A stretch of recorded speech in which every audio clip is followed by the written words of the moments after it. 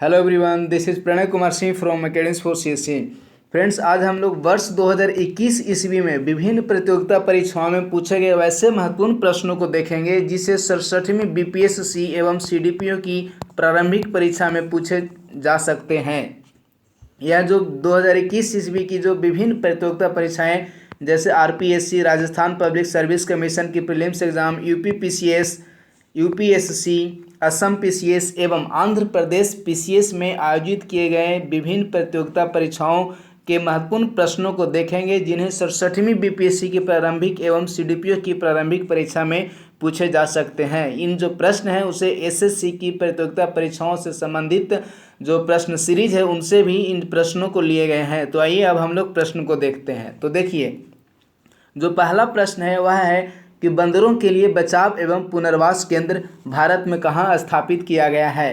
तो इस प्रश्न का आंसर है भारत के तेलंगाना राज्य में बंदरों के लिए बचाव एवं पुनर्वास केंद्र स्थापित किया गया है। तो इस प्रश्न का आंसर हो जाएगा तेलंगाना।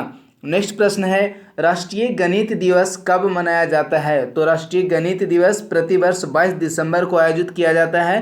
तो प्रश्न आता है कि राष्ट्रीय गणित दिवस कब मनाया जाता है। तो इस प्रश्न का आंसर होगा 22 दिसंबर। नेक्स्ट प्रश्न है हाइपरसोनिक विंड टनल परीक्षण सुविधा का प्रारंभ भारत में कहाँ किया गया है।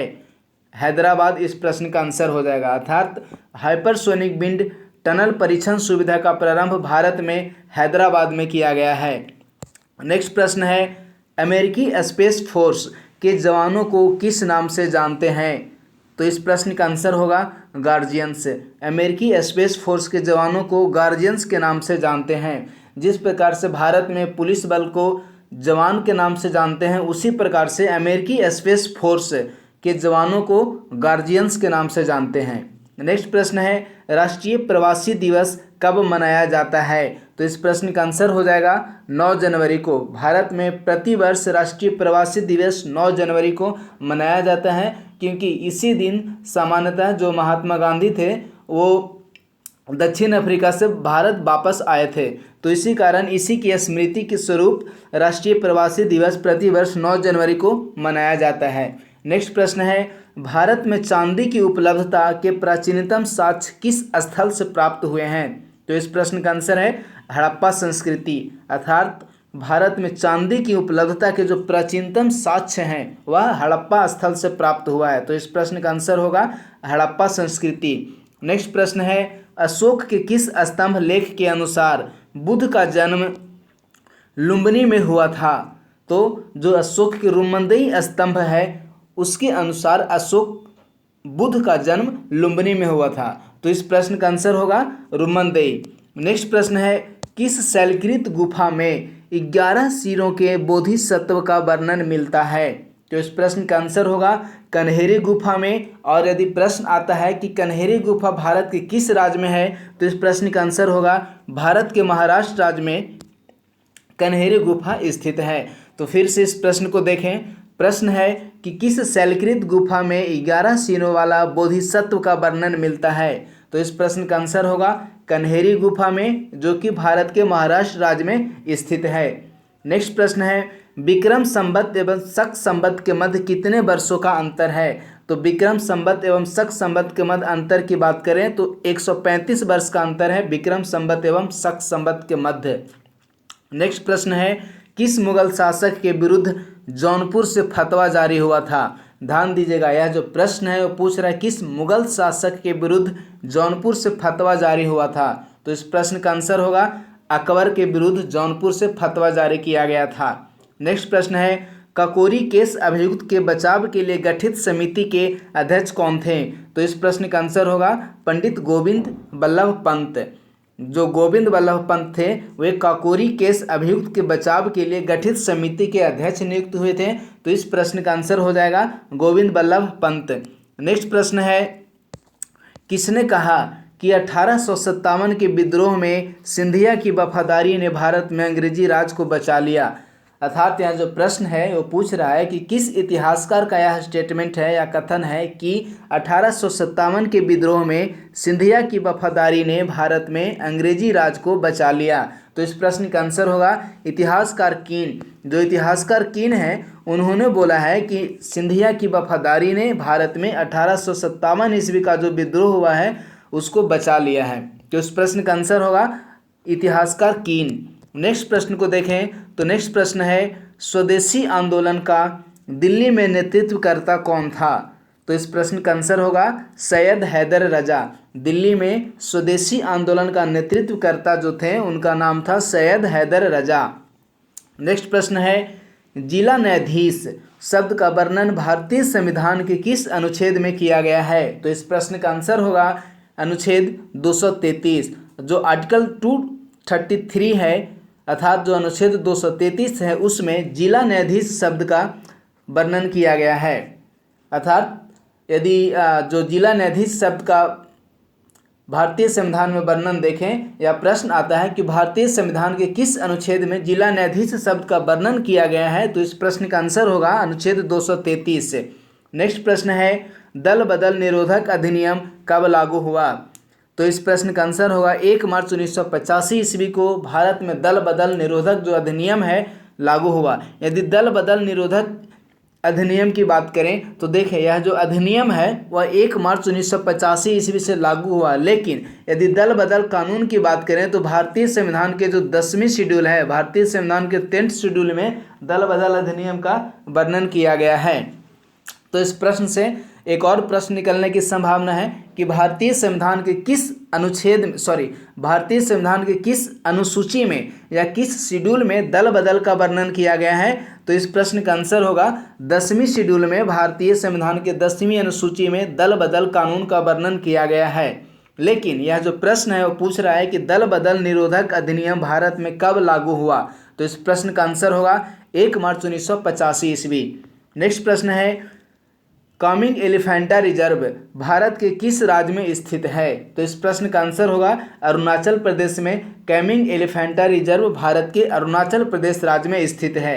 नेक्स्ट प्रश्न है भारत को टीबी से मुक्त करने का लक्ष्य कब तक रखा गया है। तो इस प्रश्न का आंसर होगा वर्ष 2025 ईस्वी तक भारत सरकार का लक्ष्य है कि वर्ष 2025 ईस्वी तक भारत को टीबी से मुक्त घोषित कर दिया जाएगा। और इसी के संदर्भ में विश्व स्वास्थ्य संगठन अर्थात जो वर्ल्ड हेल्थ ऑर्गेनाइजेशन है उसने E2025 नामक एक पहल को लॉन्च किया है, जिसके अंतर्गत सामान्यतः 25 देशों को टारगेट रखा गया है कि वर्ष 2025 ईस्वी तक टीबी से मुक्त कर दिया जाएगा। तो इससे दो प्रश्न निकल रहे हैं। पहला कि भारत को टीबी से मुक्त करने का लक्ष्य कब तक रखा गया है। यदि यह प्रश्न आता है तो इस प्रश्न का आंसर होगा वर्ष 2025 ईस्वी तक।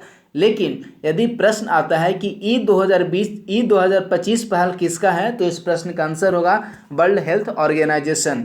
नेक्स्ट प्रश्न है महंगाई भत्ता के निर्धारण का आधार क्या होता है। तो महंगाई भत्ता का निर्धारण उपभोक्ता मूल्य सूचकांक के आधार पर किया जाता है। तो इस प्रश्न का आंसर होगा उपभोक्ता मूल्य सूचकांक। नेक्स्ट प्रश्न है सब्जियों को पकाने पर मुलायम होना किस प्रकार की अभिक्रिया है। तो सब्जियों को पकाने पर मुलायम हो जाना यह एक रासायनिक परिवर्तन की उदाहरण है। तो इस प्रश्न का आंसर होगा रासायनिक परिवर्तन। नेक्स्ट प्रश्न है राइडर कप का संबंध किस खेल से है। तो राइडर कप का संबंध गोल्फ खेल से है। तो इस प्रश्न का आंसर होगा गोल्फ। नेक्स्ट प्रश्न है राष्ट्रीय ध्वज का डिजाइन किसने तैयार किया था।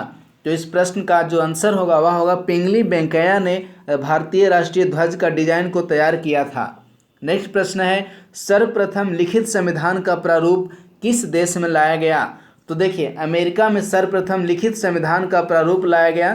तो इस प्रश्न का आंसर होगा अमेरिका। लेकिन यदि प्रश्न आता है कि विश्व का कौन सा पहला देश है जिसका संविधान अलिखित है, तो यदि अलिखित संविधान की बात किया जाए तो अलिखित विश्व का संविधान है वह है ब्रिटेन का। ब्रिटेन का जो संविधान है वह अलिखित है। लेकिन यह जो प्रश्न है पूछ रहा है कि सर्वप्रथम लिखित संविधान का प्रारूप किस देश में लाया गया।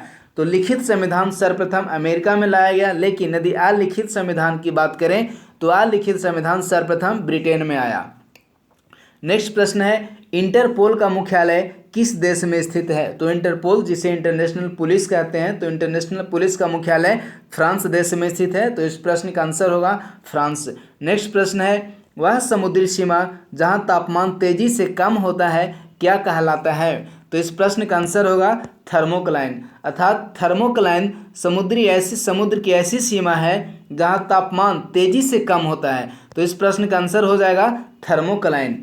नेक्स्ट प्रश्न है, भारत की सबसे बड़ी सहायक नदी कौन सी है? तो देखिए, यदि सहायक नदी प्रश्न में आता है तो इस प्रश्न का आंसर होगा चिनाब। अर्थात जो चिनाब नदी है वो भारत की सबसे बड़ी सहायक नदी है। लेकिन यदि प्रश्न आता है कि भारत की सबसे लंबी या सबसे बड़ी नदी कौन सी है, तो इस प्रश्न का आंसर होगा गंगा। तो लेकिन यह जो प्रश्न है पूछ रहा है कि भारत की सबसे बड़ी सहायक नदी कौन सी है, तो इस प्रश्न का आंसर होगा चिनाब। लेकिन यदि पूछता कि सबसे बड़ी नदी कौन सी है, तो भारत की सबसे बड़ी नदी की बात किया जाए तो भारत की सबसे बड़ी नदी है वह है गंगा। नेक्स्ट प्रश्न को देखें तो नेक्स्ट प्रश्न है, यूनाइटेड नेशंस शब्द का प्रयोग सर्वप्रथम किसने किया? तो इस प्रश्न का आंसर होगा फ्रैंकलिन डी रूजवेल्ट ने द्वितीय विश्व युद्ध के दौरान यूनाइटेड नेशंस शब्द का प्रयोग किया। तो इस प्रश्न का आंसर होगा फ्रैंकलिन डी रूजवेल्ट। नेक्स्ट प्रश्न है, ब्रह्मपुत्र नदी का उद्गम केंद्र किस ग्लेशियर है?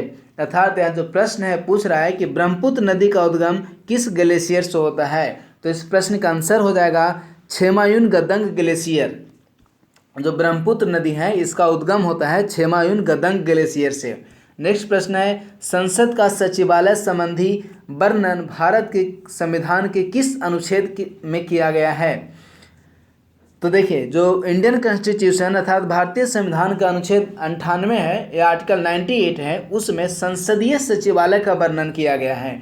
तो इस प्रश्न का आंसर होगा अनुच्छेद 98 में संसद का सचिवालय संबंधी प्रावधान किए गए हैं।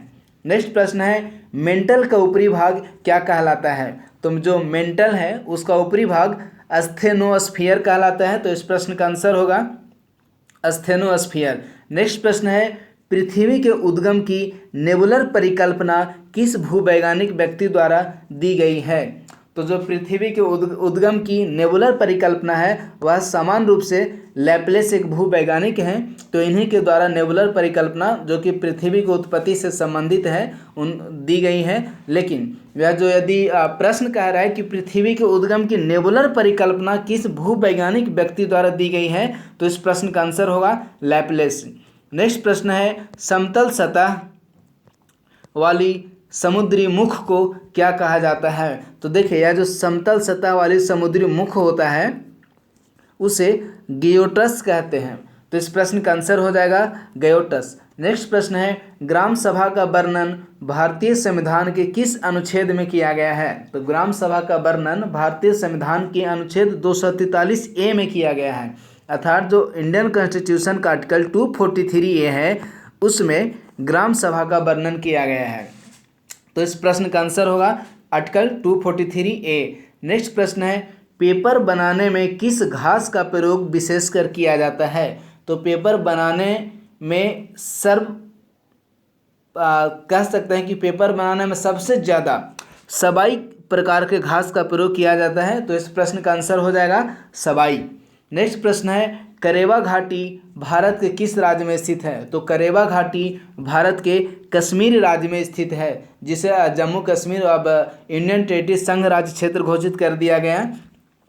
तो करेवा घाटी भारत के किस संघ राज्य क्षेत्र में स्थित है? तो इस प्रश्न का आंसर हो जाएगा जम्मू एंड कश्मीर। नेक्स्ट प्रश्न है, भारत का पहला बायोस्फीयर रिजर्व कौन था?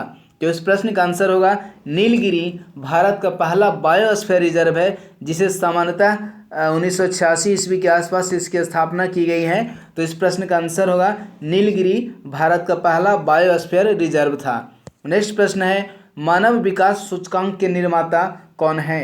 अर्थात यह जो प्रश्न है वो पूछ रहा है कि मानव विकास सूचकांक जो ह्यूमन डेवलपमेंट इंडेक्स UNDP द्वारा जारी की जाती है, ह्यूमन डेवलपमेंट इंडेक्स, इसके जो 3 मानक हैं उन मानकों का निर्धारण किस वैज्ञानिक द्वारा या किस अर्थशास्त्री द्वारा दिया गया है? तो देखिए, मानव विकास सूचकांक के जो निर्माता हैं वह मुख्यतः अमर्त्य सेन है।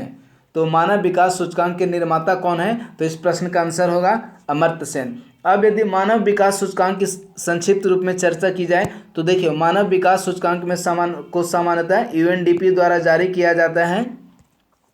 मानव विकास सूचकांक को यूएनडीपी द्वारा जारी किया जाता है। और यदि मानव विकास सूचकांक के मानक की बात किया जाए तो मानव विकास सूचकांक के सामान्यतः 3 मानक हैं, जिसमें पहला है शिक्षा, दूसरा है स्वास्थ्य और नेक्स्ट है जीवन प्रत्याशा। तो इस प्रकार से जो आज का सीरीज था वह हमारा समाप्त हुआ। इसी प्रकार से बीपीएससी की 67वीं बीपीएससी की परीक्षा के लिए अकेडमी फॉर सीएससी द्वारा सीरीज लाया जाएगा। धन्यवाद।